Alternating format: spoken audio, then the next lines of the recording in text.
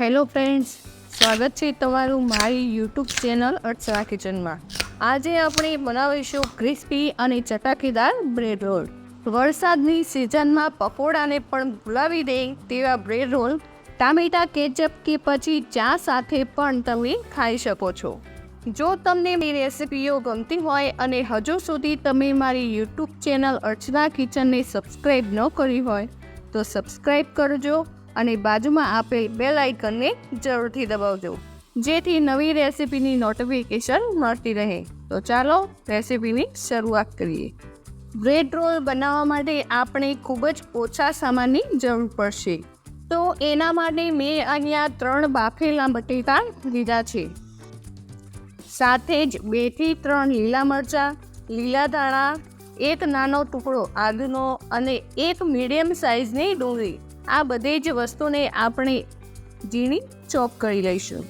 ત્યારબાદ મેં અહીંયા 1 બાઉલ લીધું છે અને તેમાં બાફેલા બટેટા ઉમેરી સારી રીતે મેશ કરી લઈશું। આ રીતે મેશરની મદદથી બટેકાને સારી રીતે મેશ કરી લઈશું। બટાકા સારી રીતે મેશ થઈ જાય એટલે તેમાં ચોપ કરેલી બધી જ વસ્તુ એડ કરી દઈશું।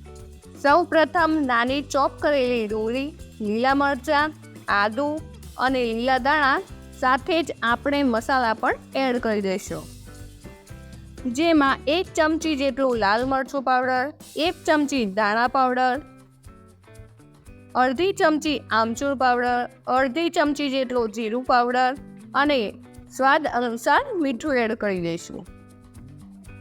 હવે આ બધી જ વસ્તુને સારી રીતે મિક્સ કરી લઈશું અને સ્ટફિંગ તૈયાર કરી લઈશું। મિત્રો, તો તમે જોઈ શકો છો બટાકાનો મસાલો બનીને તૈયાર છે। તો બ્રેડ રોલ બનાવવા માટે મેં અહીંયા વ્હાઈટ બ્રેડ લીધી છે અને તેની સાઈડની કિનારી આ રીતે નીકાળી દઈશું।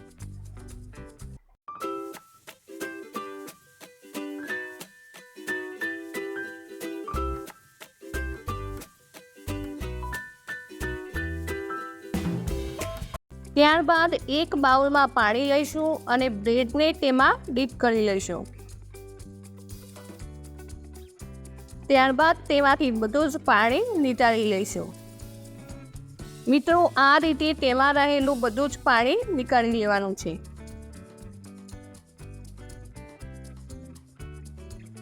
ત્યારબાદ આપણે જે બટાકાનું સ્ટફિંગ તૈયાર કર્યું છે તે બ્રેડમાં વચ્ચે મૂકી દઈશું અને આપણે આ રીતે શેપ આપી દઈશું। તો તમે જોઈ શકો છો પરફેક્ટ શેપમાં બ્રેડ રોલ બનીને તૈયાર છે। તો આ રીતે આપણે બધા જ બ્રેડ રોલ તૈયાર કરી લેવાના છે અને અડધો કલાક માટે રેસ્ટ આપી દઈશું। ત્યારબાદ આપણે બધા જ બ્રેડ રોલને ફ્રાય કરી લઈશું। તો અહીંયા મેં ગેસ પર તેલ ગરમ કરવા માટે મૂકી દીધું છે। તેલ ગરમ થઈ ગયું છે તો હવે બધા જ બ્રેડ રોલને તેલમાં એડ કરી દઈશું અને ગોલ્ડન બ્રાઉન થાય ત્યાં સુધી તળી લઈશું। મિત્રો, અહીં આપણે બ્રેડ રોલને મીડિયમ ટુ હાઈ ફ્લેમ પર તળવાના છે। બ્રેડ રોલને આપણે વચ્ચે વચ્ચે હલાવતા રહીશું, જેથી કરીને બધી બાજુથી ગોલ્ડન બ્રાઉન થઈ જાય। તો તમે જોઈ શકો છો વરસાદની સિઝનમાં મજા પડે એવા બ્રેડ રોલ બનીને તૈયાર છે। તમને મારી આજની રેસિપી ગમી હોય તો વિડીયોને લાઈક કરજો, શેર કરજો અને સબસ્ક્રાઈબ કરજો।